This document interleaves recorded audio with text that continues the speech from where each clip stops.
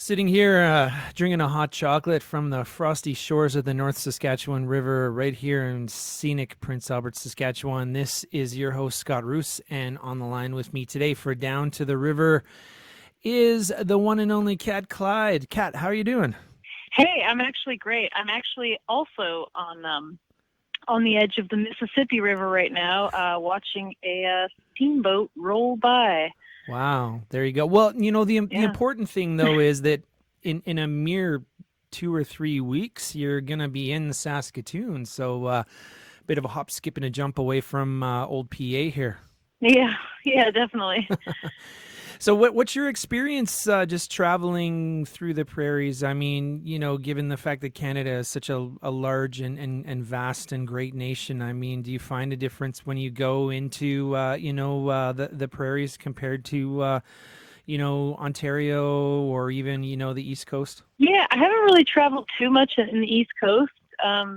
This year was the first time I went to Eastern Quebec, Wow. which was really beautiful. But the prairies are very different. Big sky, big space. A lot of people say it's very boring to drive through, but I really don't agree with that because I think the sunsets are just like really, really beautiful and incredible. And it's definitely one of my favorite places to drive through is the prairies, 100%. Now, from what I've been reading, nature is actually a big inspiration for you. Am I right? Yeah, a huge inspiration. I'm really, I really feel great in nature, and it really gives me a lot of creativity and fills me with a lot of joy and peace. So now, are you the type of songwriter that's kind of always writing and always musing about different subjects? Like, when you travel through the prairies, does something spark within you that makes you want to write in a different way? I'm not sure about. I mean, I think everywhere is different. Yeah, Um, so I'm not really sure. I mean, I try to write as much as I can, but I don't like to think about it too much. I just kind of like to do it when it feels right, and then hope I can gather enough material. But so far, it's worked out for me. So, yeah. um, Do but you, yeah, I mean, the prairies are definitely somewhere special, and being from Canada, it's really amazing to have like such vast and different landscapes that you are able to drive through, and they all definitely have different moods and for sure, and yeah. sort of feelings. So, I mean, I would definitely say, yeah, writing in the prairies is different than anywhere else. Yeah. Yeah, well. Fair enough. Not take me through your songwriting process because I mean, me personally, as a bit of an armchair songwriter, sometimes I find that if I can't get through writing at least the lyrics in one session, that I have this mindset that maybe it wasn't meant to be. I mean, do you have to put a song down when you're writing? Can you complete it after you've stopped?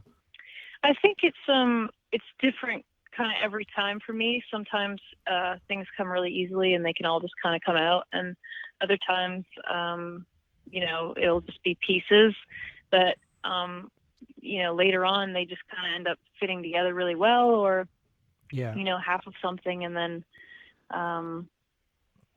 maybe you just need a little bit of time and a different perspective or point of view, and then you're able to finish it. Or I just like to gather a bunch of pieces, or just gather as much as I can, and then if I can finish something, that's great. But also I like sure. having all the pieces and going back and going Yeah. through them, and maybe trying to put things together that I really didn't realize worked so well together, and stuff like that. But I think it's different every time, and I don't like to try too hard, because I think that can be very stalling. Yeah, no, I get it. Well, I mean, the reason why I'm bringing up a lot of this songwriting stuff is, of course, in June your record "Hunters Trance" came out, and I mean, I'm gonna be straight up honest with you here. I think it's absolutely brilliant, Kat. Oh, thank you so much. Yeah, That's so sweet. yeah. Well, now from what I'm understanding, there was sort of three different sessions that are sort of all colliding in this record. That you had first started recording with a surf band, and then there was studio musicians in the mix, and then there was a bit of a smaller, more intimate 2 or 3 person session in here. Somehow, I'm trying to figure out how this all fits together. Yeah, it was quite an interesting process. It took a lot longer than I ever expected it to take. It was very overwhelming at times and very magical at times. Yeah. Yeah, so I started with the Surf Soul Band, rented a beautiful cabin in the woods, and it was winter, and it was really beautiful. Basically recorded all the songs, and then I felt that I didn't quite get some of the songs the way I really felt that they should be. Uh So huh. then ended up going to Seattle and working with studio musicians, which was very new for me because I've never really done anything like that, and ended up I felt very overwhelmed and drained at that point, and then that's when I decided to finish it with just some friends and at a farmhouse, and just sort of hole up and just be really relaxed. Like in the end, it all kind of came together. Yeah, and I mean, obviously the surf band on the tracks that they play on are really coming to the fore, and but I mean, am I detecting a little bit of Patsy Cline influence here, Kat, in particular on the track anymore? Yeah, I've always really loved Patsy Cline. Yeah, I definitely feel like that there are some of those vibes in that song in particular, for sure, definitely. Yeah. So now what are you writing about in that one, Kat? I mean, what's the song about, and how did you go about with the arrangements? And I noticed too, you have a very unique way of going up into your upper register when you sing. That's very Cat Clyde, if you don't mind me saying. Cool. That's cool. I like that. Yeah, I don't generally like to say.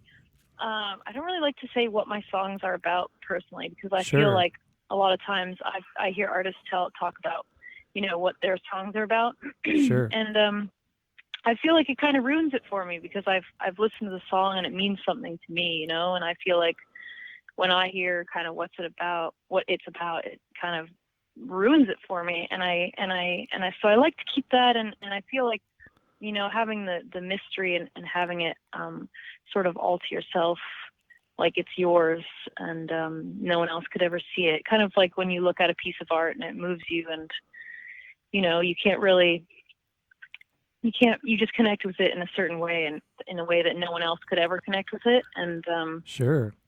I don't really want to hear about what the artist was, thinking about or going through when they painted the piece, because it just means whatever it means to me. So I really love that, and that's how I like to have my songs perceived by people. Just however they taste it and chew on it, that's how it's supposed to taste to them.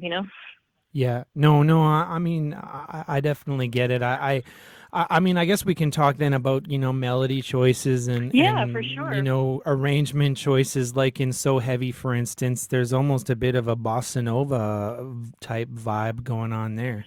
Yeah, I honestly don't even know where that really came from. I just sort of was like kind of riffing on that for a while, and ended up writing that song. And then the arrangement for that was really difficult to figure out because kind of people that I tried to work with for that song, they all wanted to go in the bossa nova direction with like the rest of the arrangements, but I really just wanted that one little sort of guitar riff to have that vibe, and then nothing else have that vibe, because it wasn't really meant to sort of be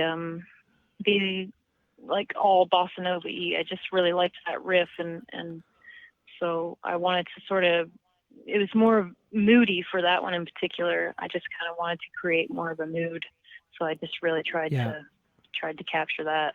Do you consider yourself fairly riff orientated when you write for guitar in particular? Because again, like just thinking about the song "I Don't Belong Here," it almost has a bit of a Sweet Dreams, Eurythmics sort of feel to it, but in a surf punk, edgy kind of a way.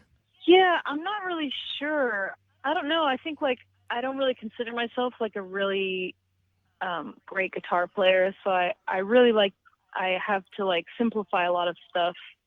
So I feel like that's kind of where the, and also I really love punk music. But yeah, I feel like that's kind of just, I just have, I just kind of simplify things. And so, and then, yeah, so the base of things are usually very simple. And then I like to add a lot of, maybe more complex instrumentation on top sometimes. Yeah, yeah. Depending on what the song needs. But Another track that I really enjoy is the song Rock and Stone. Again, another nature-themed track, sort of, pairing nicely with songs like The River and so on and so forth. I mean, what can you tell me about that one, Kat? yeah, that one was really hard because I felt like it's very like simple the way it's recorded, and there was a long process of trying to fill in a lot of the space, but then I realized that I didn't really want the space filled at all, and I felt like that the emptiness was really fitting for the song, and yeah, I really like how that one turned out. Yeah, yeah, for sure. Well, now you mentioned the fact that you're on I think you said it was your first headlining tour. Yeah, with a full band.